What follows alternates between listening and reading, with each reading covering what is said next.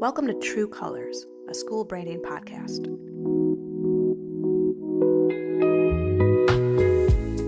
Here we learn how to represent your school in a correct, competitive, and compelling way.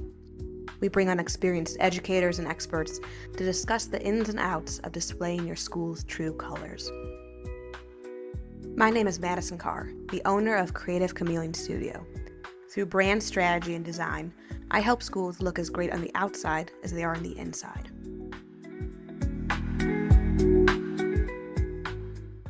A valuable school brand is one that presents a school in the correct way. This means accurately communicating to people what your school is truly like, being authentic in how you talk about it and how you show it. Sometimes schools think that people on the outside automatically know what it's like on the inside, but that is rarely the case. It requires actively presenting your school correctly. There are many ways to do this, but one of the best ways is through video.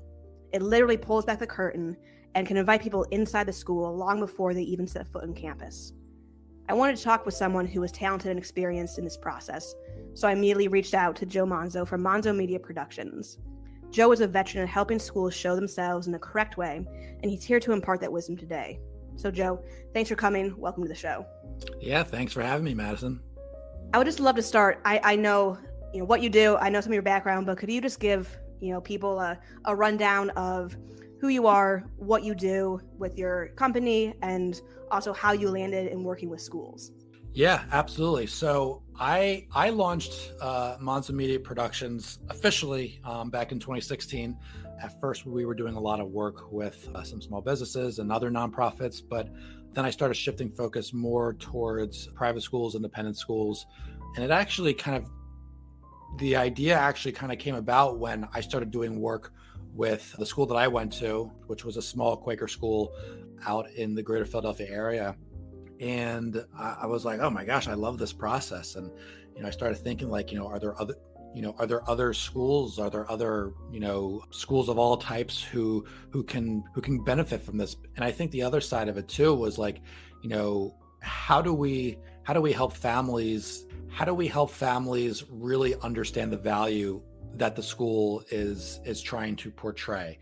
Because it's not just about, oh, we've got, the best technology, we've got the most advanced teaching skills. It's, what's the end result that the student is going to receive or get at the school, and how are they going to transform, and ultimately, how are they going to get ahead of the curve in life? Whether it's a K-8 school, a high school, how are they going to be prepared for life beyond the school that they're at?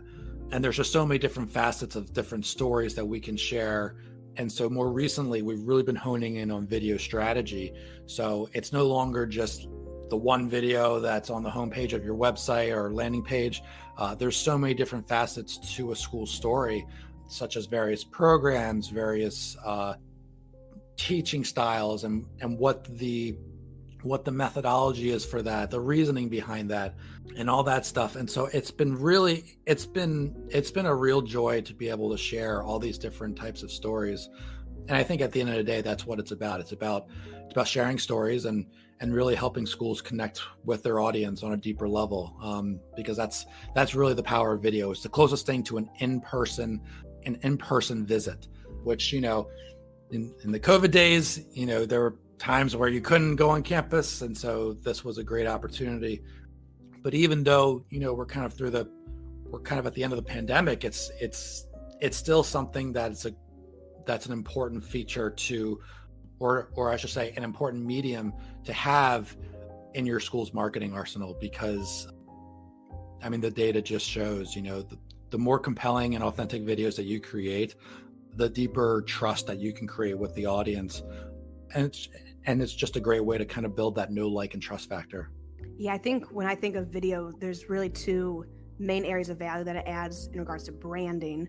Is it does help set a school apart. You can show off all the special things a school can offer, but it helps people understand what's the feeling of the school.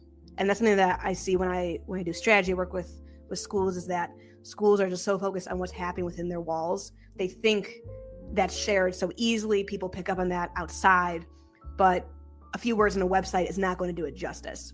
Having that video, I think, where you used to have seen it, that homepage above the fold video, right? That immediately immerses someone into the feeling of a school. Just to catch me up to speed on these kind of things, could you maybe give some categories of what kind of school videos are there? We think of that typical above the fold, but you're saying that you're thinking of strategy, you're diving into it. So what are the typical categories of school videos that people should think about? Yeah, well, so I think I saw some piece of content on LinkedIn about a year or so ago saying that there was about 721 types of videos out there Wow. that an organization can use. And it's all just based on different styles and approaches. But I've really tried to boil it down to a handful that will really help a school with whatever kind of like the marketing goals that they're trying to achieve. So normally what happens is a school will reach out to us, and generally they want what we call a general missions video. So this is like that main video on the homepage of the website or the landing page, which is different than the hero video. If it's in the background, that's a little different. That's Okay. kind of more or less just kind of showing. And to be honest, I'm not a huge fan of hero videos. That's just an opinion of mine. Could you give maybe a why for that? I'm curious. Yeah, I mean, I I would say think that. whenever I think of like creating content and creating videos, we always want to have three pillars: engage, educate, and convert.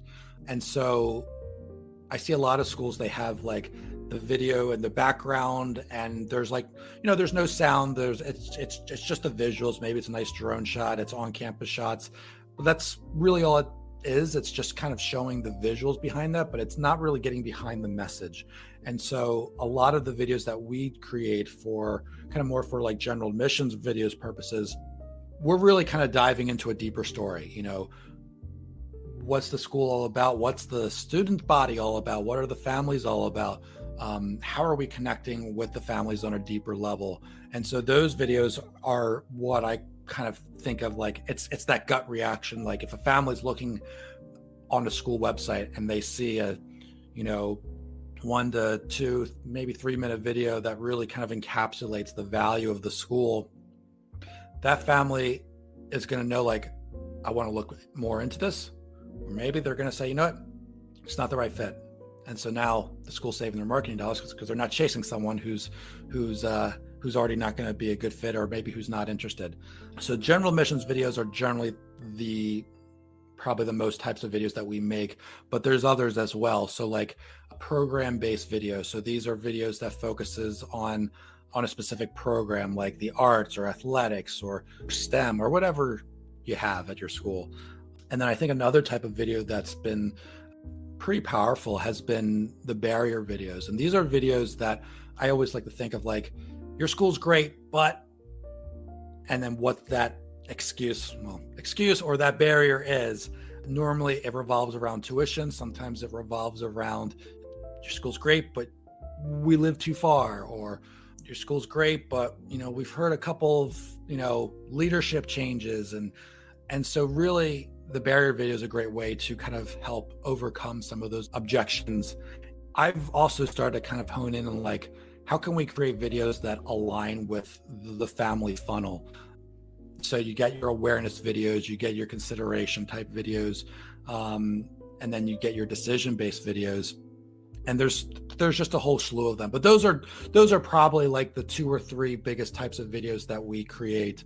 And then in additional to that is probably the testimonial videos, which, they can either be, you get one testimonial video per family, or maybe, you're doing a compilation.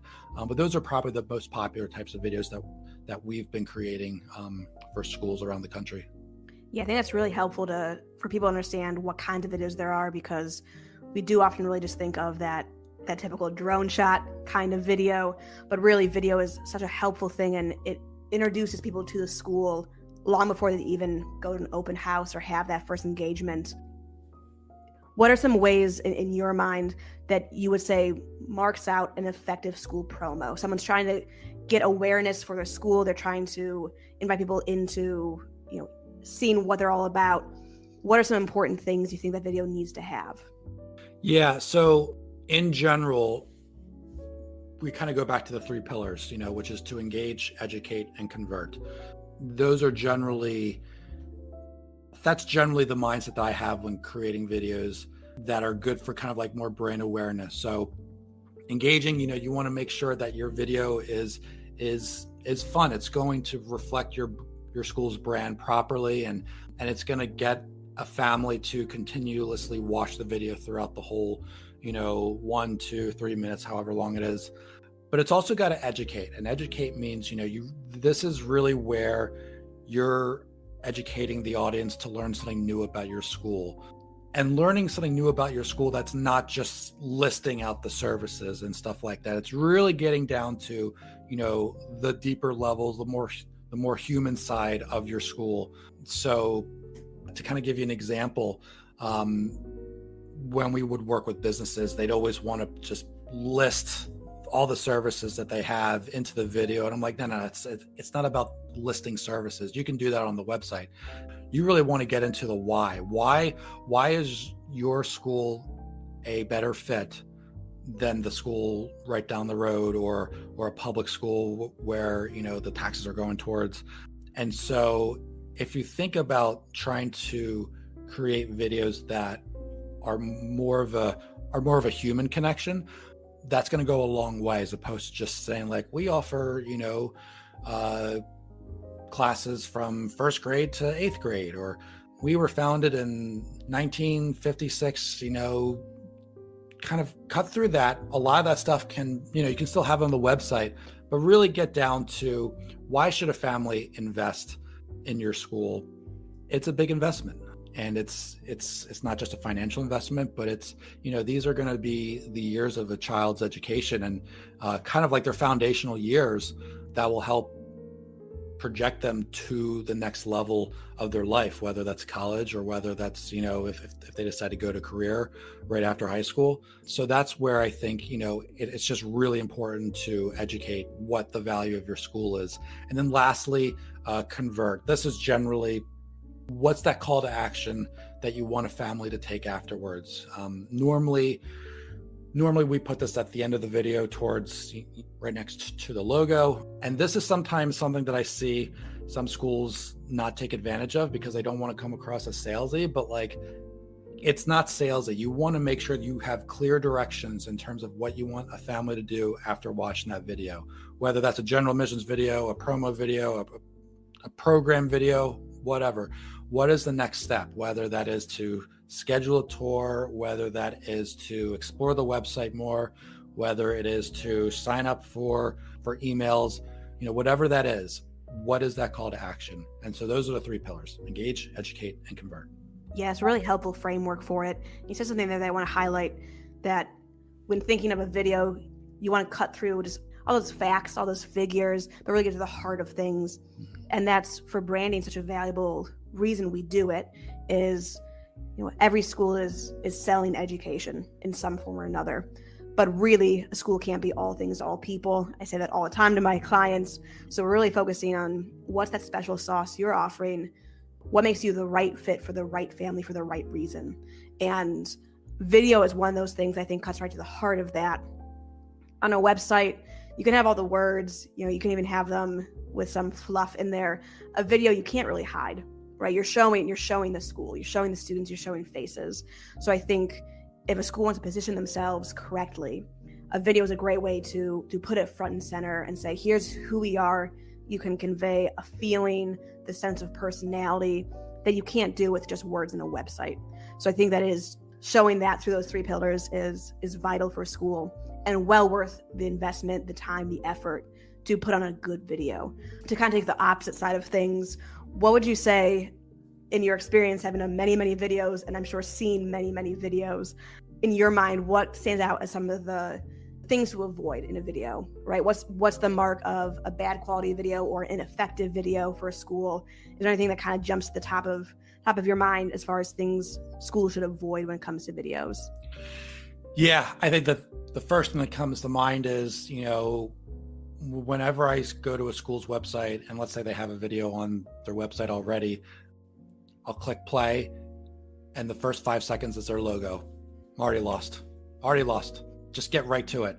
And so the whole starting off with your logo, unless you're doing some sort of fancy animation that's engaging, like, and even that I generally don't like to do a ton, just get right to it. You have 3 to 5 seconds to capture a viewer's attention.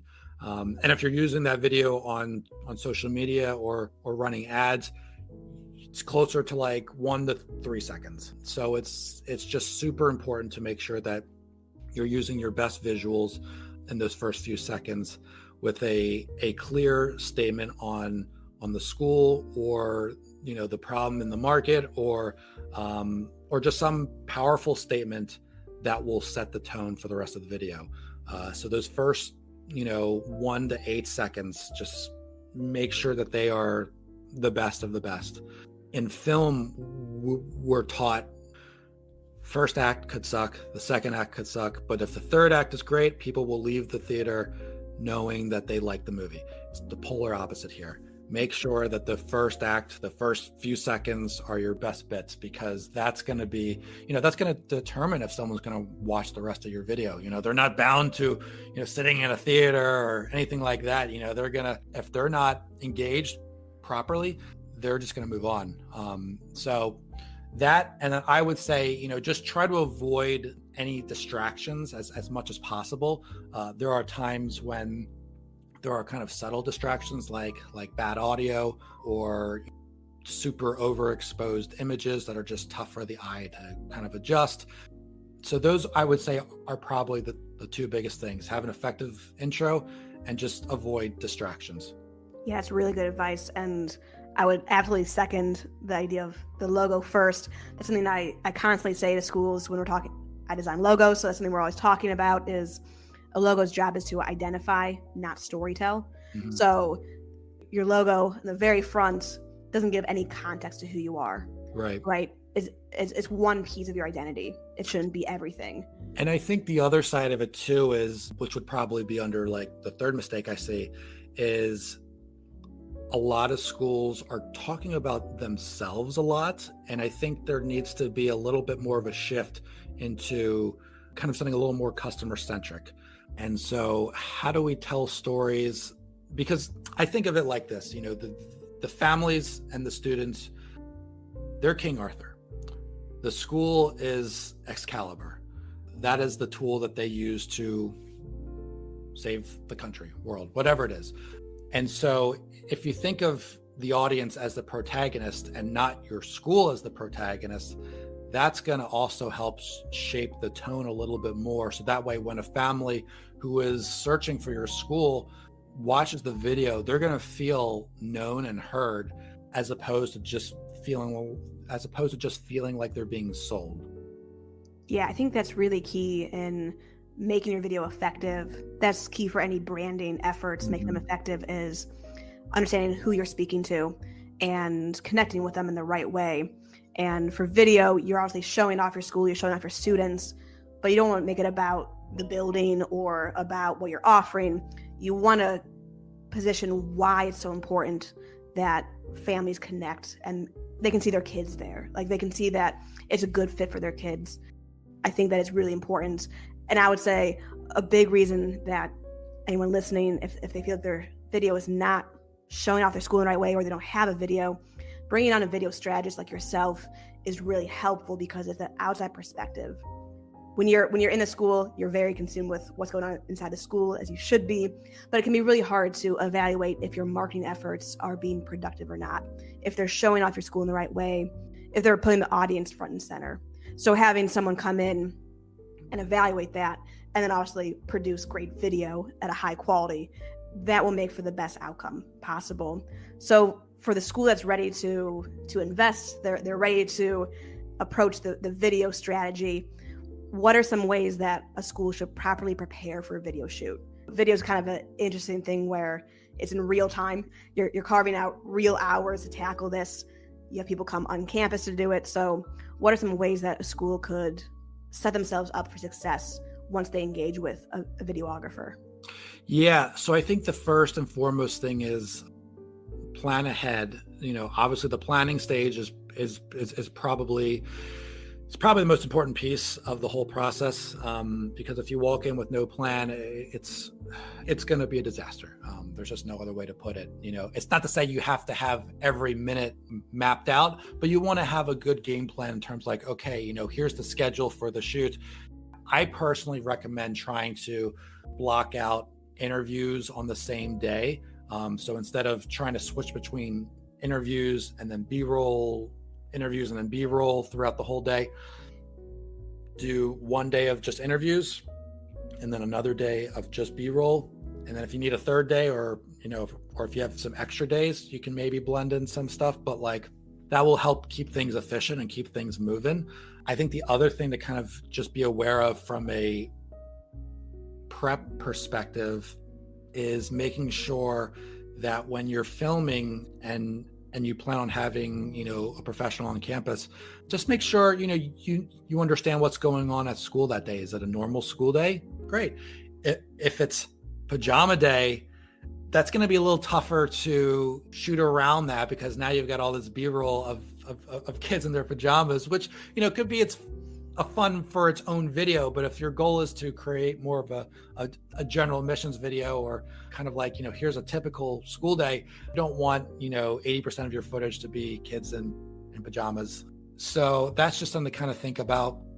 If there's classes that are away for like a field trip, maybe that's not a good day to film. If everyone just so happens to be on field trips, it's probably not a good day to get some B-roll. So just think about what's happening on campus. It's not to say that you're going to avoid everything, but just make sure that like it's as close to like a typical day as possible, because that's where you're going to get kind of like the most authentic visuals.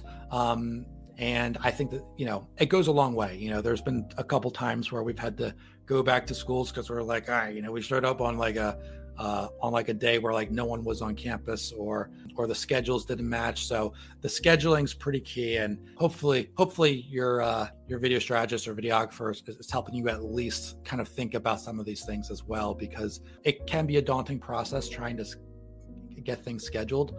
And then I think the only other thing, and I can't remember if I said this or not, but like try not to shoot for just one video. Think ahead about like, okay, what are some of the other types of videos that we can make? I mean, most of the times when we're engaging with schools, it's very rare these days that we're just filming for one video anymore. We're really trying to film as much content as we can. And that also helps with budgeting, because now you don't have to have a videographer come every day for a new video.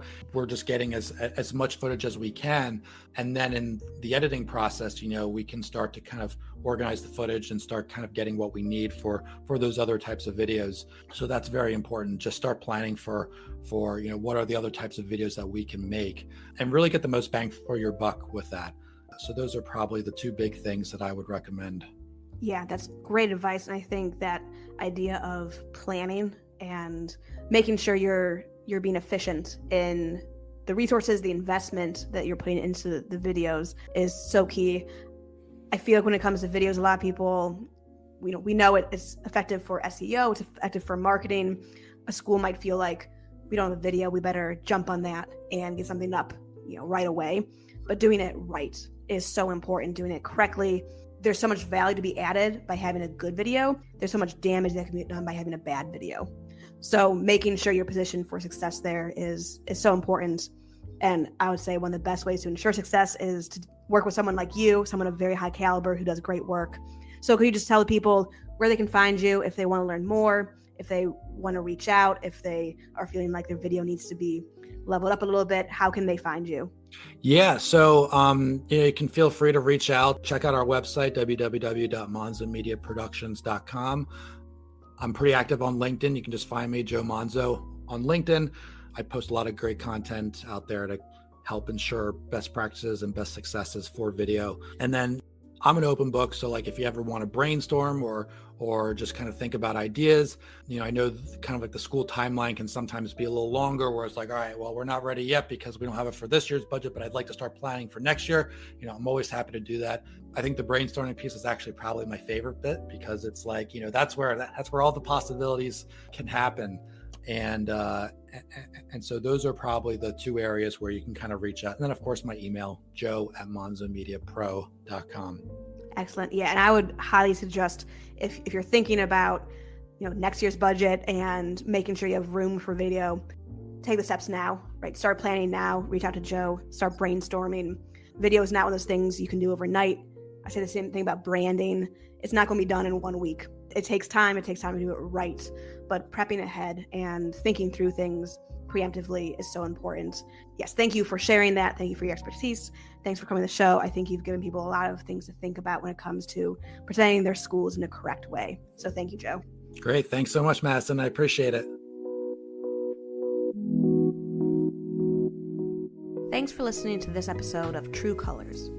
A great school deserves having a great brand. If you need help representing your school in a correct, competitive, and compelling way, then send me a message at creativechameleonstudio.com. I assist independent schools in developing brand strategy and designing brand identities.